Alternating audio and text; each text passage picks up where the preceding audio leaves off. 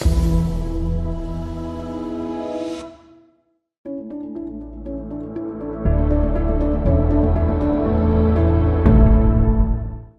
really doesn't take a rocket scientist or a scientist from Team Rocket to know that I love Pokemon. Even if they had the dev team to give us Sandland to make a Gen 4 remake that was way too one-to-one to a massive fault. And like everyone in the 90s, I started with Gen 1. Yes, I have played an old friend's copy of Pokemon Silver, but the first Pokemon game I ever owned was Red. And I think you know that the rest is history. And I enjoyed the mainline Pokemon games, despite the fact that Paldea is not the perfect spot for their first overworld romp if you're not playing on the Switch 2, but I enjoyed it as much. And while I never caught up to the anime aside from Ash enjoying retirement and a sudden 25 plus year aging process kicking in, I have also watched the Pokemon the series anime up until I guess somewhere within the Hoenn saga. And of all episodes of the anime, there are a couple of ones that put sentimental value into certain Pokemon, one of which involves Butterfree, one of the two early game bug types. And while there are others that have done this challenge, and before I found that out, I asked myself, is it possible to beat Pokemon Red and Blue and Yellow with only Butterfree? Challenge runs in Pokemon aren't a new thing. Type restricted runs, item ban runs, solo runs, runs that lock you into not being able to switch while being forced to fight gym leaders at an even level as them, and even the fateful and classic Nuzlocke where it turns your usual Pokemon journey into Fire Emblem. Self-imposed challenges definitely adds a layer of challenge to a game that's all about catching monsters, winning gym battles, and defeating an evil organization trying to do whatever it is they do that game. And yes, I do have an abandoned Pokemon Go Nuzlocke that I tried my best at when my netbook was running Linux and having the most chef's kiss my quality of all time. But a Butterfree only run is my first ever run I've ever done for myself, and I thought I'd share my experiences with you all. Of course, I need to make a big disclosure here. I've done this in a Pokemon Red and Blue ROM hack called Pokemon Regulation, where you go to that site and set your own rules, but also has its own preset of rules, like the usual Nuzlocke and Monotype sets, but also ones like Team Rocket where you steal other people's Pokemon, and Rip and Tear where you're left with a Magikarp and everyone is God tier difficult. So let's start with my rules and intel. So here are the rules that are set up thanks to the Regulation site. Number 1, I can only use Butterfree and no other Pokemon. Number 2, that's it. Okay, to be technical, I've set it to where not only Butterfree is my only Pokemon for the run, but I've also have it set to where I can't get any Pokemon outside of Butterfree. Yes, I did say that Pokemon Regulation Red Blue's site has modifiers that disables being able to catch Pokemon, but also disabling getting Pokemon, meaning no EVs, no fossils, no Hitmons, no Lapras, and no Pokemon for the gate corner, which includes the fucking Porygon! Which just means that this run is going to be impossible with just Butterfree, because you need compatible Pokemon that can be used as HM slaves, or even 10 to get the Flash HM, right? Well, while getting the Flash HM is impossible, meaning having to stumble around Rock Tunnel, Regulation Red Blue has modifiers where you can directly use HMs like the Let's Go Partner Chew or V, meaning I can be able to traverse without making it an impossible challenge. Also, there's one other modifier that I don't think is really needed, but we'll get back to that. Also, for those asking, yes, I am going to be using items because we already know that a Pokemon like Butterfree can easily be killed by just chucking a fucking rock at it. This is my first completed challenge and I want to have some fun, okay? Not to staple items outright and experience the joys of having the pubes ripped out of my balls at 500-point piss-off kilometers, or in freedom years where I live, how it feels to chew 5 gum in an EF6 tornado during the apocalypse. Next, let's talk about Butterfree, because it, alongside Beedrill, both evolve as the final evolutions of their respective lines at level 10, meaning they get a new move upon evolution. With Butterfree, getting Confusion. As for its move pool, these are the moves that Butterfree gets in RGBY. Please note the lack of bug-type moves for when Red and Blue came out. Second, with Dexit, you wouldn't expect to see a Pokemon with a move they don't normally learn in Galar Onward, right? Well, when it comes to TOs, Teleport is one of those moves taught to Butterfree, because why panic and try to survive with a beaten team of unevolved Munchkins when you can have a Butterfree that can teleport you like a Dragon Ball character back to the closest Pokemon Center? Aside from that, these are its learnable technical machine moves, which those things are precious barring obvious exceptions. And lastly, its stats, or at least for Gen 1. From the time where the Psychic type rules over the land, the Ghost and Dragon types only consist of one line each, crits are speed based, and before the split of one stat in particular. Special. See, Special in Gen 1 is a stat where the damage is done by specific types, meaning that only certain types can make use of it, and damage from it is calculated against the opponent's special stat. This was way before Generation 2 brought the special split, and before Generation 4's physical special split, so that a physical bug move can hit physically, and Silver Wind runs off the special attack stat, not the physical attack stat. And in terms of BST, it has a whopping 305. It's going to make up for using whatever moves its corresponding types to make using the special stat, because it won't be able to make any use of Swift with its low attack stat. So with that said, let's see if a casual player like me can revisit and even beat a Pokemon game with nothing but a Butterfly. So the game begins with the window slightly misaligned and fixed later in the footage as I typed in my code here. If you like to play with this code or want to modify it in the site to turn into a ball buster for yourself, here you go. I named myself Bugsy after the Gen 2 gym leader who passes up anything that isn't a Kanto bug, and named Gary, well, your usual insult. Then until the rules I placed myself with, and off I went on my adventure. Oak drags me into the lab where I pick one of the free Butterfrees I could choose because I didn't think of the placement through. Turns out when I'm dragged into my first fight with Gary, I ended up picking up the Bulbasaur side of the table, and I'm going to be fighting against the Charizard line, which will become problematic later down the line. Anyways, I've beaten his overhyped Fire Lizard's baby form, went to grab Oak's unseen custom Pokeball from Curse Balls Incorporated, and got my Pokedex, which will be rendered moot and void because catching Pokemon is not happening. As you can see, Butterfree only has Confusion, which works by itself. It and its last level up move in this generation has a slim chance of inflicting confusion, something that I want to avoid being hit by because the only way you can cure it from the most grief-inducing thing in the world is switching it out. But since Pokeballs are nothing more than nuggets in this run, if I'm struck with confusion, I instantly lose and reset the game instead of accepting defeat like all the other YouTubers when they are doing runs like this. Plus, without awakenings, if my Butterfree is put to sleep, I essentially lose as well because I wanted to prepare myself by buying what is essentially first aid kits consisting of potions, antidotes, and paralyzed heals. But yeah, confusion is what Butterfree gets upon evolution, but as I said, these are the moves it can learn in this game, and the first ones in line are the three powder moves: Poison Powder, Sleep Powder, and Stun Spore. And yes, because Butterfree is a Pokemon with low BST and falls off its stats later in the game, I wanted to make sure that I have at least Sleep Powder to make sure no rock is chucked at it.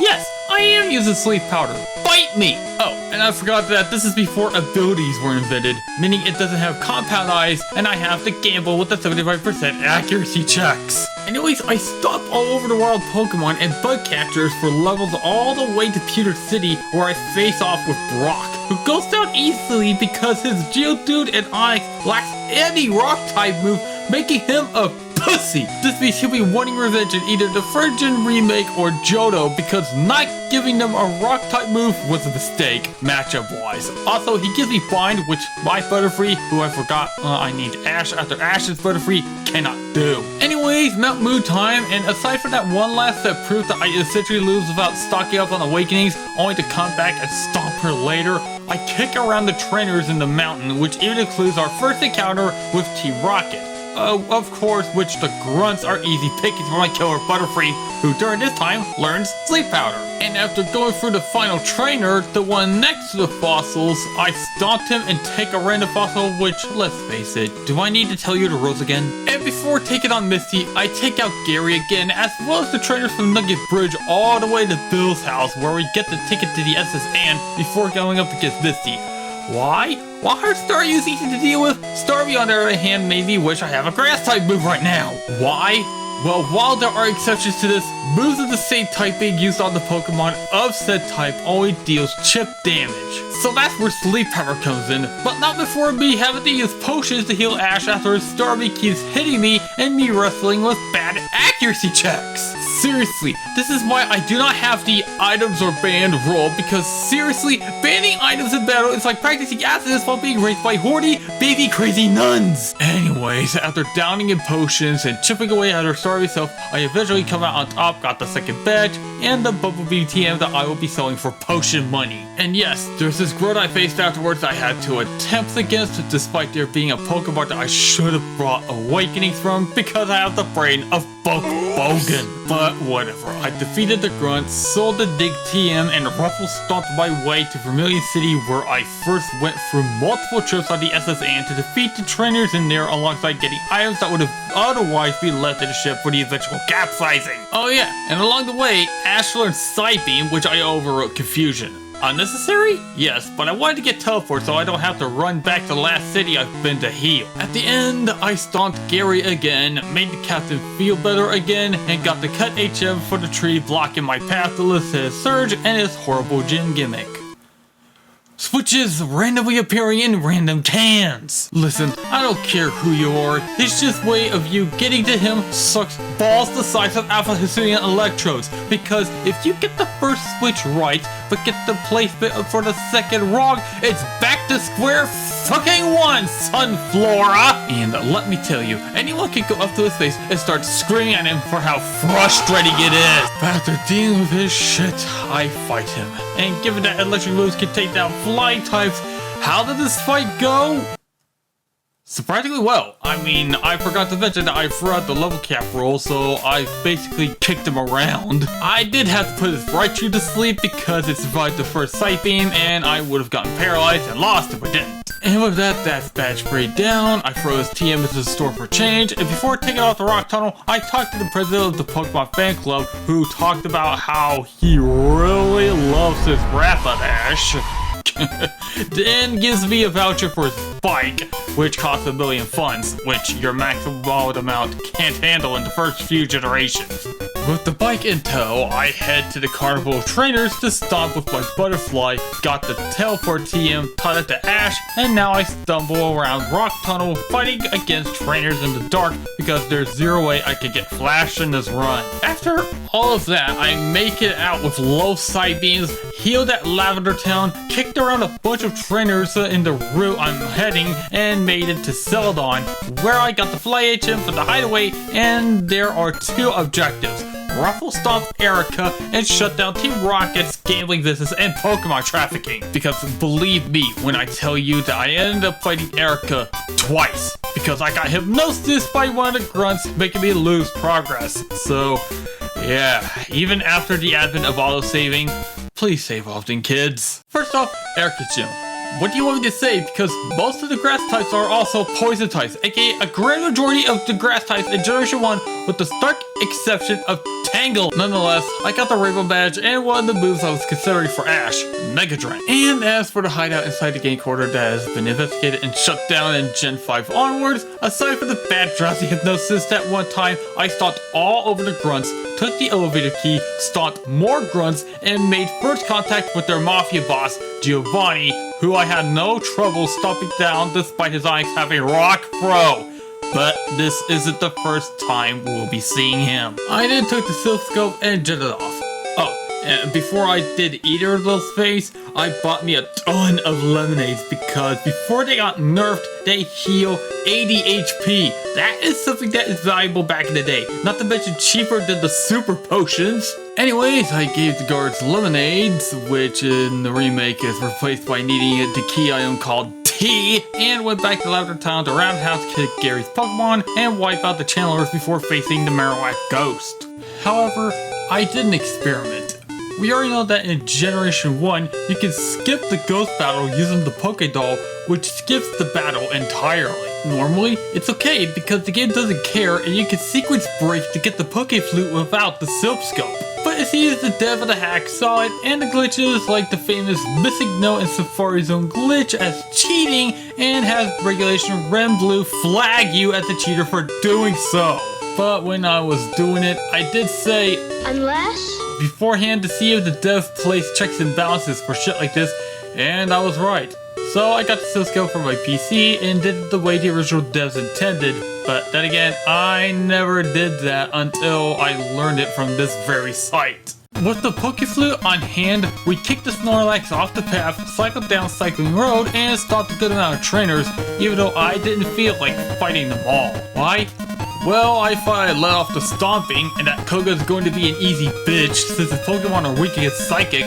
Also, look at how high my Butterfree's level is. Anyways, entering Koga's gym, which does not require 50 Pokedex entries, my first hurdles are the jugglers with their Drowsies, which does not fit the gym at all. And yes, jugglers juggle out the attacked Pokemon with the adjacent Pokemon in a party, because why not give you a reason to fight those overweight Arthurians that evolve into the subject of a creepypasta? And as for Koga himself, after fighting those with knocked Drowsies, calling it a cakewalk's an insult despite his buck and wheezing, surviving the first Psybeams to the face and having poison attacks, which are one of the types Buck is weak to unless it has a typing that counteracts it. Hello, Beedrill! And now onto the Safari Zone, the place where the ultimate trophy wife called Chansey is located.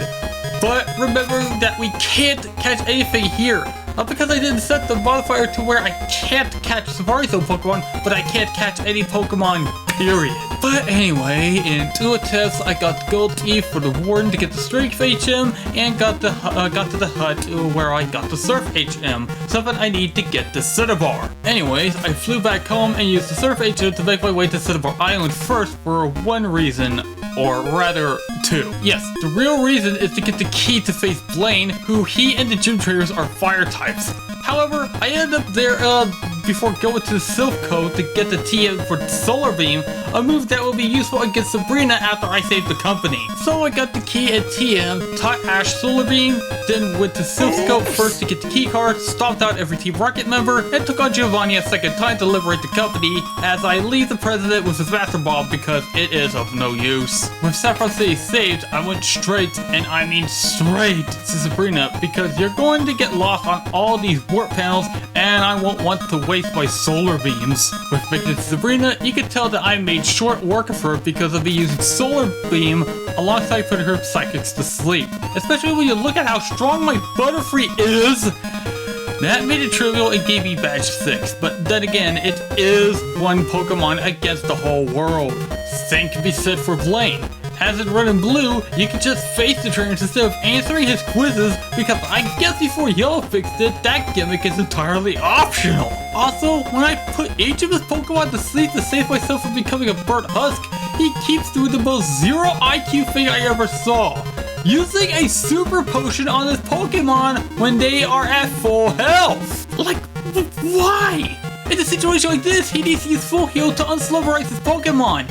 And even then, I'll just do it again because screw hardcore rolls on my playthroughs. Anyways, one by one, he keeps super potioning, and I keep sleep powdering and side beaming until Blaine loses, and I get the Volcano Badge, leaving Cinnabar Island before it becomes a smoldering wasteland 3 years later. That leaves me with only one gym left. Viridian's, and as you can tell, it has a ship from the Game Corner hideout, as well as trainers I stomped to the ground. That leaves with Giovanni's last stand, which ended up as a clean sweep for my Butterfree solar beaming his mons to death before he could try and kill me with Hordro, one of the insta-KO moves in the game alongside Fissure, which won't work anyways. With that, I got all 8 gym badges, Giovanni leaves forever, and that leaves me with the NECA. The Pokemon League. After my second to last fight with Gary, who shows that the level gap is closing in, I make my way to Victory Road, which does make me note that one of the modifiers I have on is Travel and HMs are not gated by gym leaders. That was meant that if you want, you can just skip the gym leaders and go straight for the league. But I played it normally, so it's completely useless. And why does it feel like a weird inclusion? Anyways, with the 8 clearance gates open despite that, I made it to Victory Road, where I dealt with the strongest trainers there, as well as having to go back there and redo the strength puzzles because of me having to go back and restore my Psybeams and Solar Beams. It did take a while because the trainers are tougher defense than normal, and that's because of the level gap closing in, and I'm no longer one-shotting everything in my path anymore. But eventually, after 2 trips to Viridian's Pokemon Center, I've reached the end and made it to the Pokemon League, where I've geared up with max potions and full restores, and after clearing another 2 routes worth of trainers just to be safe, I've attempted it twice before I've beaten Gary, and you'll see why in a moment. Anyways, opponent 1 is Lorelei and her Legion of Ice types, who is also a major hurdle for flying types. Not to mention 4 of 5 of her Pokemon are perfect Solar Beam targets, and in case you are thinking that I get frozen against her, what do you think I'm doing? I guess I'll mention this. The freeze ailment in Generation 1 is permanent. It can only be removed with Ice Seals and cannot be healed off on its own unless it's hit with a Fire type move. And to a tip, while I've gotten hit with Ice moves somewhat, I never got frozen once, because the worst that Aurora Beam can do to you is lowering your physical attack stat. Next is Bruno, who I also sleep powdered through because his Onyxes have Rock Throw, a very problematic move I would have lost to should my sleep powder continue to fail. Next is Hitmonchan, who has 2 super effective punches, Ice Punch and Thunder Punch, and a Hitmonlee, a champ that I have no problem going through face to Psybeam. So who maybe attempted Pokemon Link twice? Fucking Agatha! And if you know about Confuse Ray, it's a move that should have been retyped 9 generations ago because it is evil, and a move I will not elaborate on. Instead, I will elaborate on the fact that she is a ghost user in concept only because all of her Pokemon are poison types like Koga, and unlike Koga, she serves as a freaking challenge given that her team could tank my Psybeams. And given that Gengar in this game has a higher special stat than Butterfree, I can see why. And 4 of her mons have that evil move except Arbok, whose threatening move is Glare. And semi-finally, we get to Lance, or as I keep calling him, the Fraud. And since I already mentioned that the Dratini line are the only dragons in Generation 1, he only has Pokemon that look like dragons, which are Aerodactyl and Gyarados. And given that Dragonite, and by extension the rest of the non-dragons, have the Flying type, I have to keep hitting his foe dragons with enough Psybeams that I can muster. I was hit with Dragon Rage, and since it's a fixed damage move, it would make the early game trainers way too trivial to deal with if I'm doing a Dratini only run while letting it evolve the Dragonite. And yes, no other dragon type moves besides that exists. After defeating the Fraud, all that's left is Gary, and I'm going to tell you what I did to his Pokemon. His Pokemon went down before I got any fly type moves out. I've chipped through his Alakazam, I nuked his Rhydon, I also chipped through his Exeggutor and taken out his Gyarados, leaving it down to my Butterfree and Game Freak's most milked non-dragon fire starter, which, let's face it, Lance probably should have had one in his fraudulent team. And oh boy, I'll let you in on this. I was down to 2 sleep powders, 1 failed, I'm wrap locked by Fire Spin as punishment, and I used my final sleep powder to put it to sleep. And yeah, I'm going to let this footage play out. Who? Please do not survive by a sliver.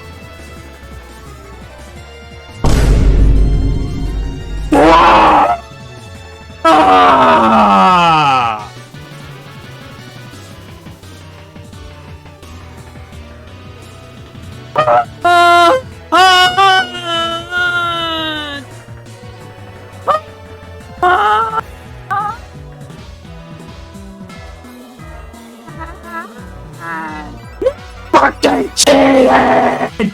Yup, his Charizard fucking survives by a sliver, and Gary controls Z'd out my efforts, causing me to sound like I'm dying because of Elgato noise cancel being on, aka raging like I'm fading out of existence. And now I am down to item spamming when he hit his Fire Blast.